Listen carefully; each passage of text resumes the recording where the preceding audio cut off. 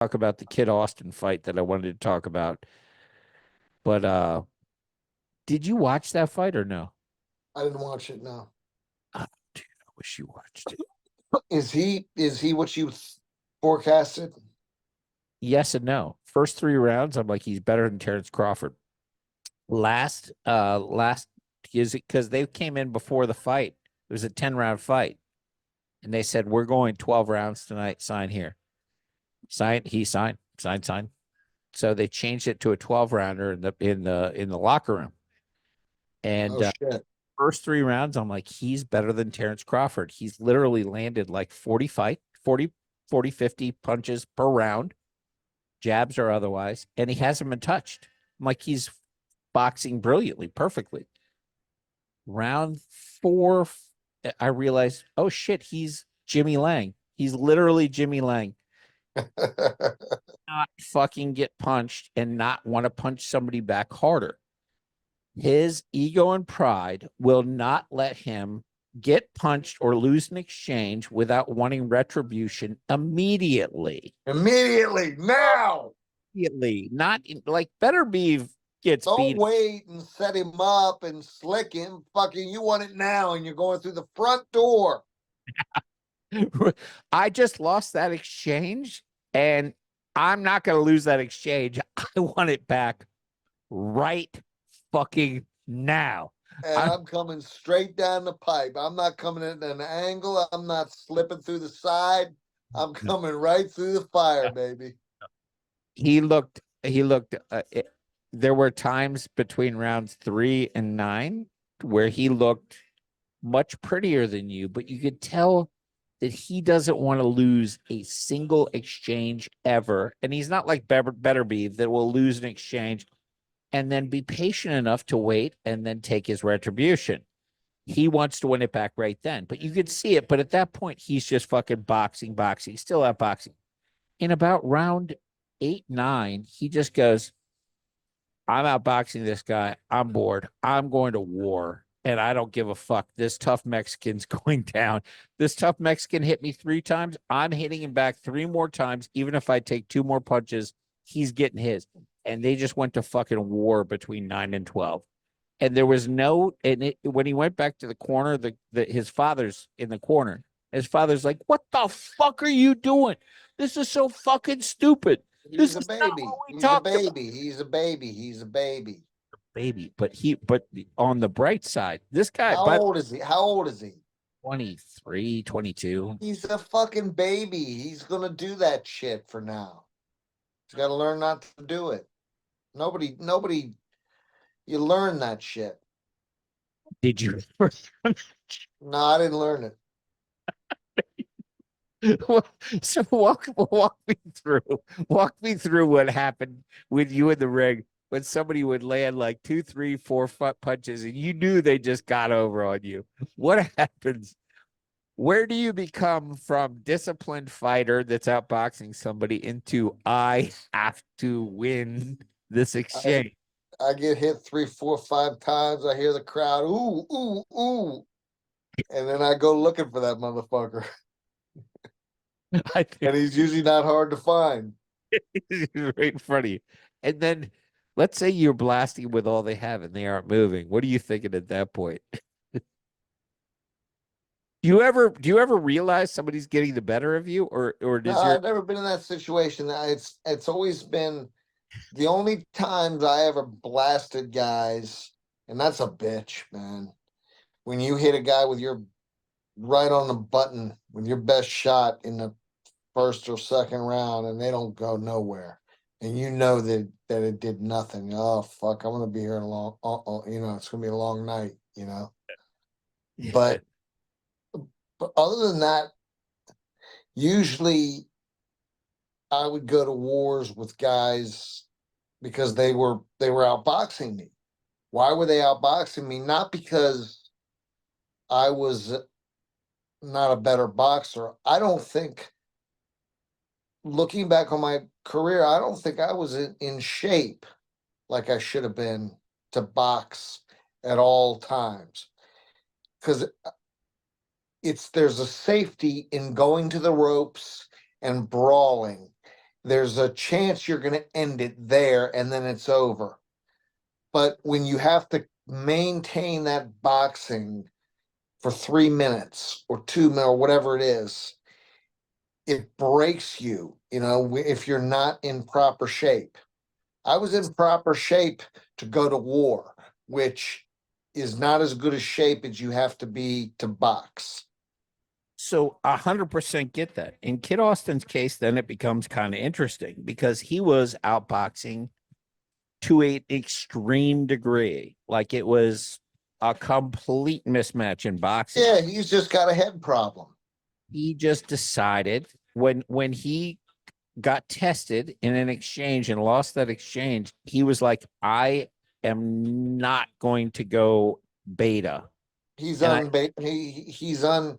Look, that might have been a one-time thing that he needed to prove a point, or it yeah, might be that he's undisciplined and not ready for the elite.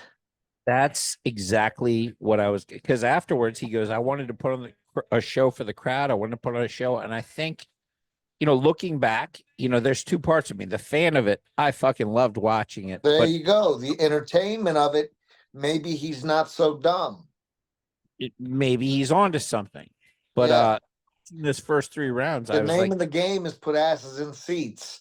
Maybe exactly. when you take the risks, you got to take risks to you see these guys that put the crowd to sleep, but nobody can beat them. Mayweather, there you go. I mean, he paid his dues for years and years and years, being the best, but getting underpaid because he was boring. Yeah, this was not that. And it first of all showed he has a chin because it was the first time I've ever seen him really been hit and hit often and hit because he almost refused not to be hit. You know, it was so dumb and yet so perhaps smart in the sense of, what? I'm showing these motherfuckers at 135 that I'm going to stand in front of you. And if you're going to take me out, I'm not some glass jawed motherfucker. I'm going to stand in front of you and we are going to war. I think it Yeah. was almost like a warning shot It to also, it also shows a flaw. it. And you know what flaws do? Are Turn you into, still with me? yeah, 100%. I was trying Okay. to come up with You a know what real flaws do? They get you fights with people that weren't gonna fight you before. You're fucking dead on right, and you're seeing it already. Tank Davis and Shakur were ducking these fights. They watched that flaw and they went, "Hey, there's something I can exploit here." And they are Right. now all of a sudden saying his name, and prior to that, they were not because he didn't look like he had flaws. He looked like a Yep. real. Who the fuck wants to be the first guy to get in with one of them guys? No, now you're seeing, oh, he's open here and this and then, and and they're able to devise a plan that they think that I can that get in it. I can make him fucking yep, wild. I can bring him in and I can count, I can fuck with him mentally. Look at how he got dragged into this war. Look at how emotionally unstable he is in the meantime, he might have just made himself, when you're an entertaining fighter, there's not a single person that watched that fight, even though Floyd won every round but one. There's not a single person that watched that fight that wasn't like, that was a fucking fun fight. all those years that we waited for Ray Leonard and Marvin Hagler to fight. Leonard was never going to fight him until he saw him fight John Mugabe. And it Yeah. was such a brutal, vicious war. And he saw something in that fight, some slippage in Hagler. And he thought, okay, now I think I have the advantage. And it was that fight that convinced Ray Leonard to fight Hagler. That's amazing. I did not know that. But yeah, when you watch something as another fighter, you're going to look and say, "Hey, is this good for me or bad for me?" You're absolutely right. I think what Schofield did, what Kid Austin did there, is show enough bait, chum, to entice the big dogs to say, "Oh, this kid thinks he's going to be champ." Right. Yeah, I've now seen some chinks in the armor.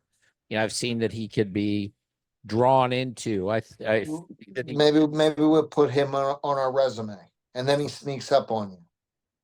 yeah, no, there's something there. I really wanted to have him on, and I still do, to explain how calculated that was. I believe that it was his ego and pride that once he lost an exchange, I see a consistent pattern. No doubt that it was not calculated.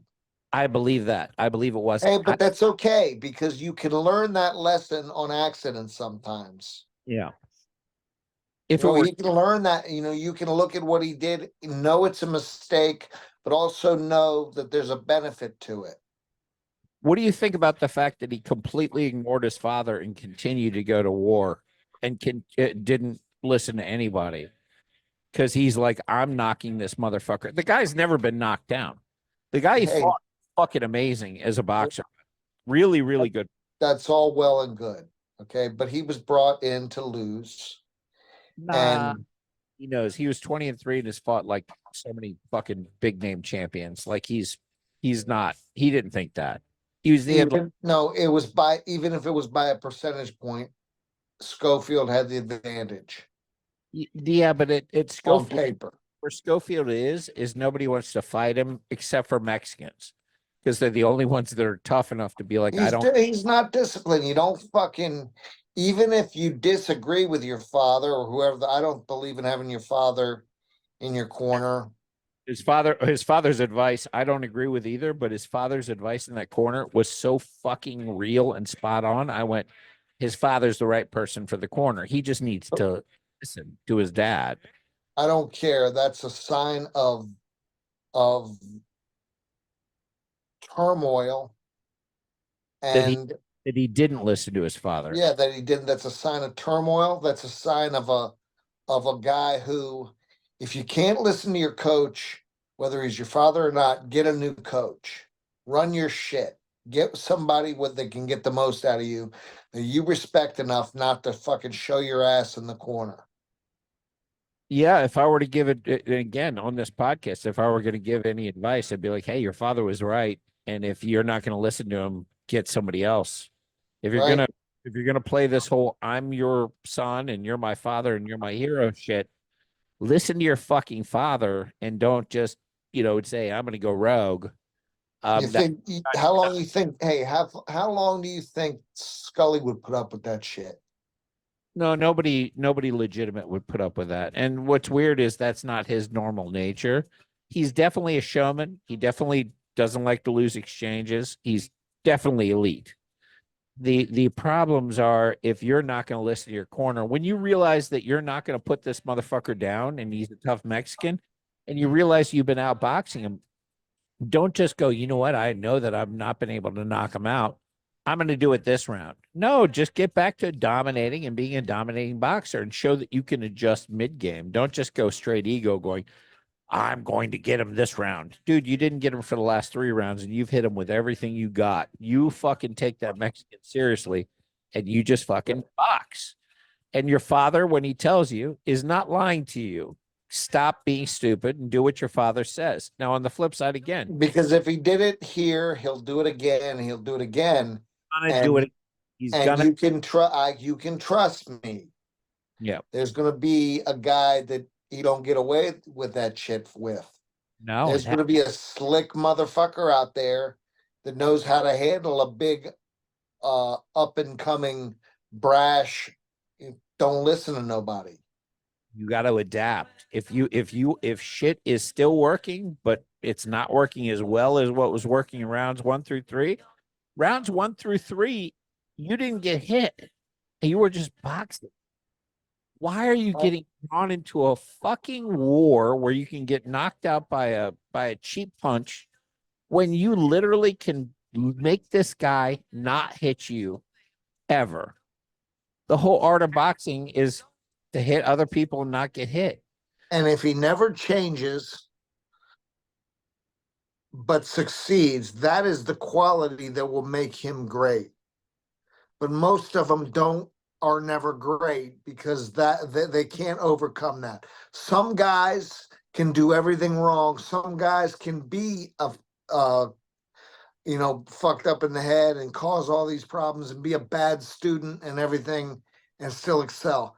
That's what makes them great. Yeah. It's few and far between. It's like what we talked about earlier with the Darwin thing. The biggest, strongest, fastest, they aren't the most powerful animals throughout time. It's the one who can adapt. And if you can adapt mid-fight and you've gone full ego and you've gone full pride and you go with what's working best. At Yeah. some point if you're getting 5 yards of carry and you start passing 3 out of every 4 times, that's a bad idea. In boxing, Yep. you're outboxing somebody, you decide to go to war and you're now, getting 2.5 yards of carry. They're getting 2.5 yards of carry. Go get your yards where you're getting your yards. Land your punches. Don't get hit. It doesn't matter. And by the way, the opportunity to knock that person out will perhaps present itself. You just outbox them. They're going to get frustrated. They're going to lunge in for something that they wouldn't. And if the opportunity presents, it presents. That's what Beterbiev is great at. I mean, yeah, he forces the action, but he's also fairly patient. He's the least patient person you'll see. Because if he's getting outboxed for a second, he claws up, he'll go into guard, and then he goes and represses. Better beef he's a slow cook. He's pretty much the same speed, just no let up. No let up. Pressure is serious, but occasionally somebody reverses the energy. He doesn't mind clamming up for 5-10 seconds. Let them have their moment. He'll come back and land a punch. Yeah, because and pressure. Because in his game, which a lot of it has to do with conditioning, to back him up, it's almost an adverse effect on the guy because it takes so much out of him to back Beterbiev up. Oh, he's gonna hit him with 1 or 2. He might look like he's getting hit with 10. He's gonna come back with 1 or 2 to make him respect and move back, and then resets, and then he continues to dominate. But he's not gonna. If he's got somebody who's swinging 15 punches at him, he'll throw the right 2 to let him know, hey, I'm still here. But he's not going to go, okay, I'm just going to sit here and just throw hands. I'm just going to throw 20 hands in a row. He threw 15. I'm throwing 20 of these motherfuckers. No, he picks one spot, lets them know, hey, I'm still here. You better stop throwing this shit. And then they back up and they continue. And he just keeps smothering them with pressure. Yeah, Kid Austin, what he did, I wish you watched the fight. I think you'd really like watching it because I looked at that fight and I was like, oh my God, it's Black Jimmy Lang, but with way more fucking talent. Yeah, much more talent. I was like, look at how stupid he is. It's just like Jimmy right now. He's going to war for no reason at all, but because he wants to put on a show. Look at that. It's like if you were watching it, I swear to God. What an asshole. You would have seen Baby You in Kid Austin, and you would have been like, that's my boy. Matter of fact, there might be a DNA test. That might his father going, that's my boy. No, it might be you. That might be your kid. That's the way you operated. But if you get a chance, watch it because I think you'll understand exactly. You'll be like, what the fuck is he doing? Oh my God, he's retarded. Just me. Just like me. It's amazing. But that again, he might have just chummed the water so that the big dogs come and go, you know what, I can take advantage of this, this level of stupid that I just saw. Let's see what happens. Let's see what happens. And if he's smart, he listens to his fucking father next time, he might actually surprise a lot of people. Because those first 3 rounds, those were as try to get him on. I gotta take a piss. When I send him this clip, maybe he'll come on. Who knows? But either way, go piss. I love you, brother. God bless you. All right, brother. Mega. Mega.